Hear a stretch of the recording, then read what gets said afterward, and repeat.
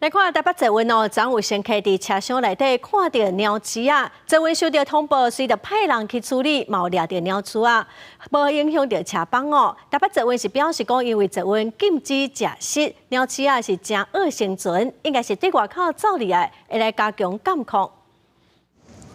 拜三暗时7点外，台北捷运中山站站长通报，列车到站的时阵，有一只鸟鼠走去咧往新店方向的列车。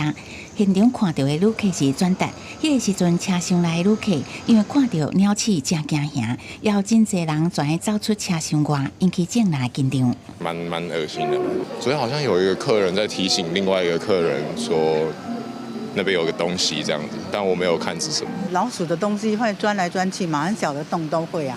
对，有人的地方就会有。台北捷运公司表示，收到站长的通报，相关的人员随早抓鸟鼠的工具上车处理，顺利伫这班列车的第40车厢抓到鸟鼠，无影响营运。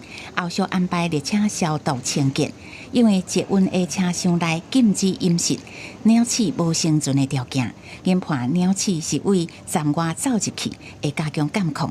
嘛呼吁旅客，若是有看到，会当协助通报。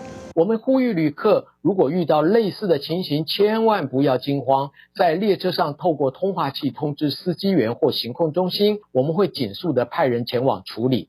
台北市中山双连啊，这个地面上有很多商店，有的时候就会走楼梯到了这个捷运的这个范围里面去。随上2018年7月，台北捷运嘛捌发生过车厢出现鸟鼠的事件。迄个时阵，台北捷运调阅监视器发现鸟鼠是为大安森林公园站月台进入车厢，伫大安站停车了后走出车厢，也引起众人的紧张。有2个人因为小可烧杀有受伤。记者综合报道。